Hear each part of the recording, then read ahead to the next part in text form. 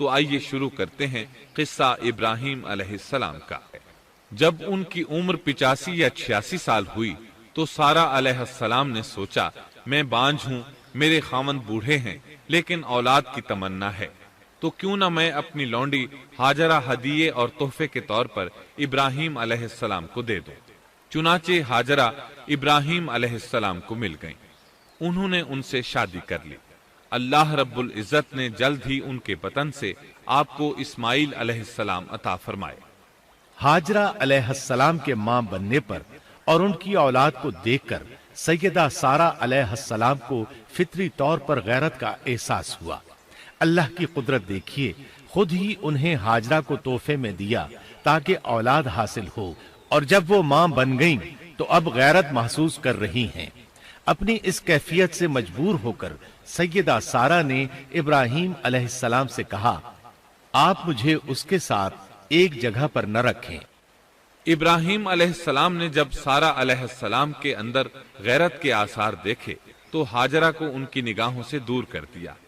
ادھر اللہ کا حکم بھی نازل ہو گیا کہ اپنی بیوی ہاجرہ اور دودھ پیتے بچے اسماعیل کو ساتھ لے لیں اور مکہ کی طرف رخ کر لیں۔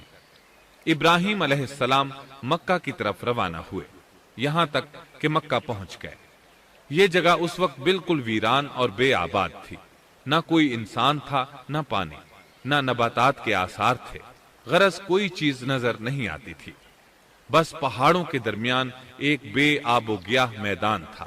یہی وہ مقدس اور تاریخی وادی تھی جہاں ابراہیم علیہ السلام اپنی زوجہ اور لخت جگر کو چھوڑ کر واپس پلٹے۔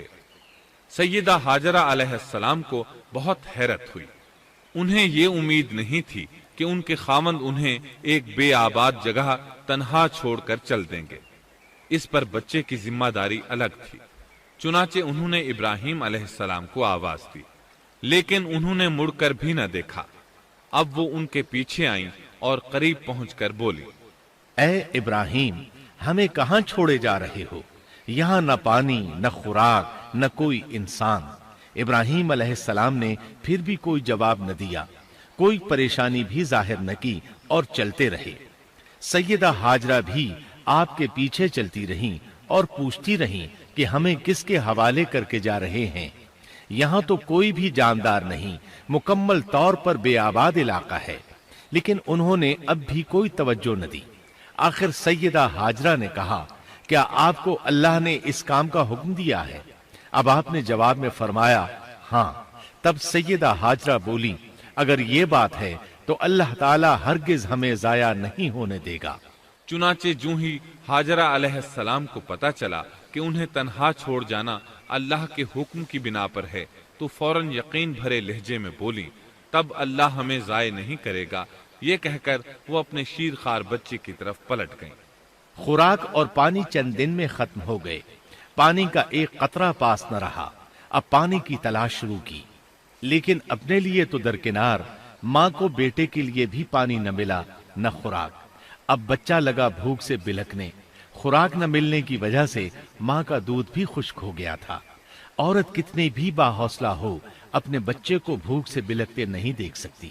اب انہوں نے بچے کو وہیں چھوڑا اور تیزی سے قریبی پہاڑی صفا کی طرف لپکی، اوپر چڑھ کر ادھر ادھر نظر دوڑائی کہ شاید کسی طرف پانی یا خوراک نظر آ جائے یا کسی انسان کی جھلک نظر آ جائے۔ جب کچھ نظر نہ آیا تو نشیب کی طرف چلی، ساتھ میں بچے کی طرف بھی دیکھتی جاتی تھی۔ نشیب میں پہنچی تو بچہ نظروں سے اوجھل ہو گیا۔ اس پر اور بے چین ہوئی اور بلندی کی طرف دوڑی۔ اس طرح مروہ پہاڑی پر چڑھ گئیں۔ وہاں بھی چاروں طرف نگاہ دوڑائی لیکن کچھ نظر نہ آیا۔ خیال آیا کہ پھر کوشش کرنی چاہیے۔ اس خیال سے مروہ پہاڑی سے اتری اور صفا کی طرف چل دی۔ درمیان میں نشیب کی وجہ سے بچہ نظر نہ آیا تو دوڑنے لگی۔ اس طرح پھر صفا پر چڑھ گئیں۔ جب وہ آخری مرتبہ مروہ پر پہنچی تو انہوں نے ایک آواز سنی۔ یہ آواز اسماعیل علیہ السلام کے قریب سے آئی تھی۔ انہوں نے پوری توجہ سے آواز کو سننے کی کوشش کی اور جلدی سے اسماعیل کے قریب پہنچی۔ کیا دیکھتی ہیں، اسماعیل کے قدموں کے نیچے سے پانی پھوٹ رہا ہے، کیونکہ جبریل علیہ السلام کو اللہ نے اس صابرہ خاتون کی مدد کے لیے بھیجا تھا۔ انہوں نے زمزم والی جگہ پر اپنا پر مارا تو اسماعیل کے قدموں کے پاس سے ایک عظیم چشمہ رحمت نمودار ہوا۔ مستقبل کے پیغمبر کے قدموں کے نیچے سے اللہ نے جبریل فرشتے کے ذریعے زمین پھاڑ کر پانی نکال دیا۔ یہی آب زمزم کا آغاز تھا۔ ہاجرہ علیہ السلام پانی کو آنکھیں پھاڑ پھاڑ کر حیرت سے دیکھ رہی تھی۔ ان کی خوشی کی انتہا نہ رہی جب انہوں نے دیکھا پانی پھوٹ پھوٹ کر چاروں طرف بہ رہا ہے۔ زمین ہموار تھی، اس لیے انہوں نے زمین کو کھودنا شروع کر دیا تاکہ پانی ادھر ادھر نہ بہ جائے۔ پھر انہوں نے اس گڑھے کے چاروں طرف پتھر رکھ دیے اور زبان سے بولی، زم زم، اس کا مطلب ہے رک جا۔ دن گزرتے رہے اور اسماعیل علیہ السلام بنو جرہم کے ماحول میں عمر کی منزلیں طے کرتے رہے اور وہ ہوش سنبھالنے کے قریب ہو گئے۔ ابراہیم علیہ السلام ہر سال ایک دو بار اپنے گھرانے کی دیکھ بھال کے لیے چکر لگاتے تھے۔ جب اسماعیل علیہ السلام نے ہوش سنبھالا تو ایک بار پھر ایک عظیم آزمائش کا وقت آ گیا۔ ہوا یوں کہ ایک مرتبہ ابراہیم علیہ السلام مکہ تشریف لائے۔ ایک جگہ آرام کے لیے بیٹھے کہ نیند کی وادی میں پہنچ گئے۔ نیند میں انہوں نے خواب دیکھا کہ اپنے لخت جگر کو اپنے ہاتھ سے ذبح کر رہے ہیں۔ ساتھ ہی آنکھ کھل گئی۔ ابراہیم علیہ السلام جانتے تھے کہ انبیاء کرام کے خواب حقیقت ہوتے ہیں، اللہ کی طرف سے وحی ہوتے ہیں، اور شیطان کسی صورت ان کے خواب میں نہیں آ سکتا۔ لہٰذا انہوں نے اس خواب کے مطابق عمل کرنے کا پختہ ارادہ کر لیا۔ کسی قسم کی پریشانی کا شکار نہ ہوئے۔ اللہ رب العزت نے اس عظیم اور تعجب خیز واقعے کا قرآن مجید میں ذکر کرتے ہوئے فرمایا، اور ابراہیم نے کہا، میں تو ہجرت کر کے اپنے پروردگار کی طرف جانے والا ہوں، وہ ضرور میری رہنمائی کرے گا۔ اے میرے رب، مجھے نیک بخت اولاد عطا فرما۔ تو ہم نے ایک بردبار بچے کی بشارت دی۔ پھر جب بچہ اتنی عمر کو پہنچا کہ اس کے ساتھ چلنے پھرنے لگا تو ابراہیم نے کہا، میرے پیارے بیٹے، میں نے خواب دیکھا ہے کہ میں تجھے ذبح کر رہا ہوں، اب تو بتا تیری کیا رائے ہے؟ اے ابا جان، آپ کو جو حکم ملا ہے کر گزریے۔ یہ نہیں کہا کہ مجھے تو حکم نہیں ہوا، بلکہ فوراً سر تسلیم خم کر دیا، اس لیے کہ وہ جانتے تھے انبیاء کا خواب حقیقت پر مبنی ہوتا ہے، اللہ کی وحی ہوتا ہے، اس لیے بالکل پریشانی ظاہر نہ کی۔ یہ تک نہ پوچھا مجھے کیوں ذبح کر رہے ہیں، یا میرا کیا جرم ہے، یا آپ کے پاس کون سا صریح حکم آیا ہے۔ انہوں نے ایسی کوئی بات نہ کہی۔ اللہ کی فرما برداری اسی کو کہتے ہیں۔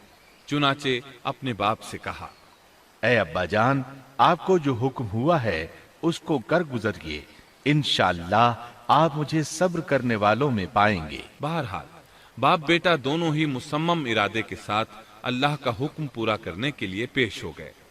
اسماعیل علیہ السلام نے اپنے والد محترم سیدنا ابراہیم علیہ السلام سے کہا، جب آپ مجھے ذبح کرنے لگیں تو میری پیشانی کو زمین پر رکھ دیجیے گا تاکہ آپ کو میرا چہرہ نظر نہ آئے اور کہیں آپ کے ہاتھ رک نہ جائیں۔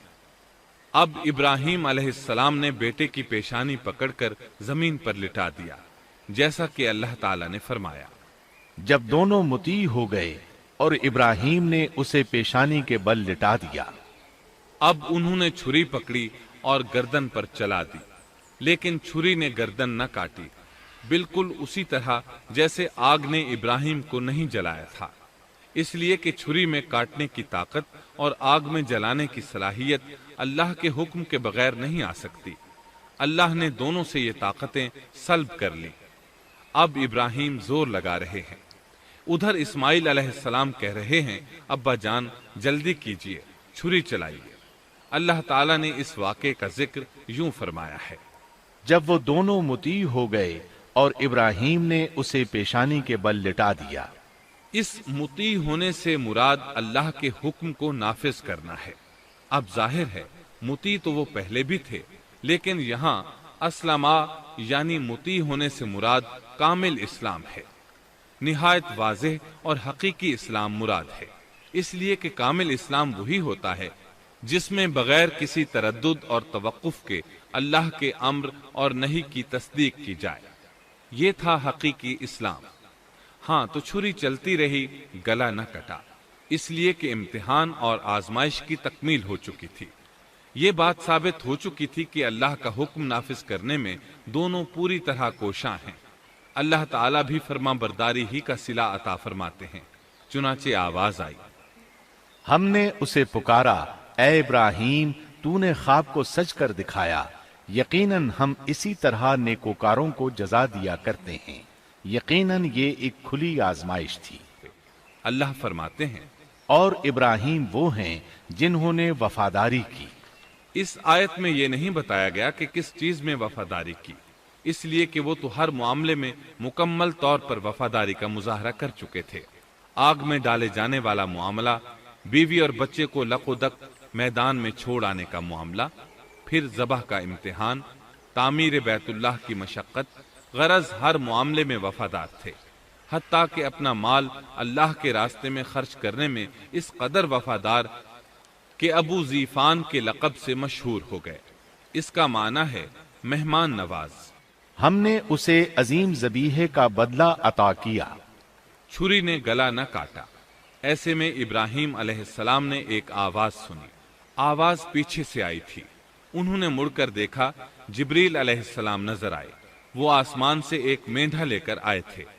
یہ ابراہیم علیہ السلام کی وفاداری کا بدلہ تھا جو اسماعیل علیہ السلام کے فدیے میں دیا گیا، اور پوری امت مسلمہ کے لیے حکم ہو گیا کہ اللہ کی رضا کے لیے قربانی اور ہدی پیش کرتے رہیں۔ کعبے کے پاس حرم الہی میں ہر سال یہ سنت ادا کی جاتی ہے، اور ان کے ساتھ ساتھ پوری زمین کے تمام خطوں پر بسنے والے مسلمان بھی اس عظیم فرمانبرداری کی علامت کے طور پر قربانیاں پیش کرتے ہیں۔